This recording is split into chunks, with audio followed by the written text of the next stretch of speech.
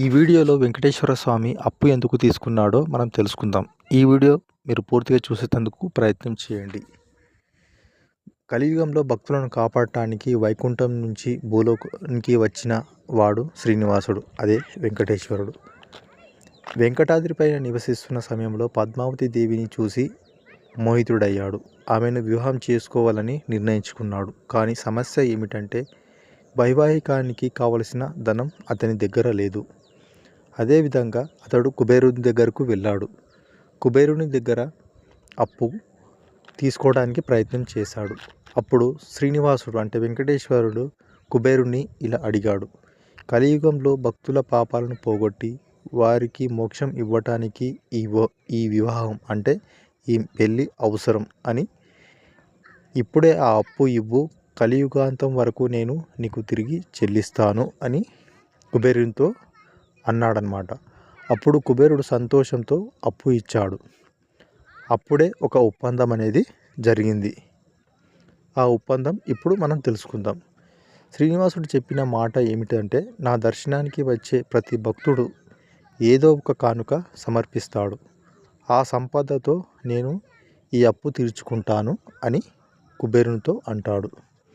అందుకే తిరుమల ఉండి ఎప్పుడు నిండుతూనే ఉంటుంది. రోజుకు 2 లేదా 3 కోట్ల వరకు. అందుకే తిరుమలలో భక్తులు చాలామంది కానుకలు సమర్పిస్తుంటారు. బంగారం, నగదు ఇలా మొక్కులు చెల్లిస్తుంటారు. ఇది అంతా శ్రీనివాసుడి అప్పు తీర్చే సేవగా భావిస్తారు. ముఖ్యంగా భక్తుల నమ్మకం ఏమిటంటే, భక్తులు ఈ విధంగా అంటారు, తిరుమలలో భక్తితో ఇచ్చిన దానం వృధా కాదు. శ్రీనివాసుడు అనేక రెట్లు ఆశీర్వదిస్తాడని భక్తుల యొక్క నమ్మకం. అందుకే ఆయనను కలియుగ ప్రత్యక్ష దైవం అని అంటారు. అదేవిధంగా ఈ అప్పు అనేది ఎప్పటికి తీరుతుందో కూడా భక్తులందరికీ కూడా ఎవరికీ తెలియదు. ప్రతిరోజు ఈ శ్రీనివాసునికి దర్శనానికి వచ్చే ప్రతి భక్తులు కూడా ఏదో ఒక కానుక సమర్పిస్తూ ఉంటారు.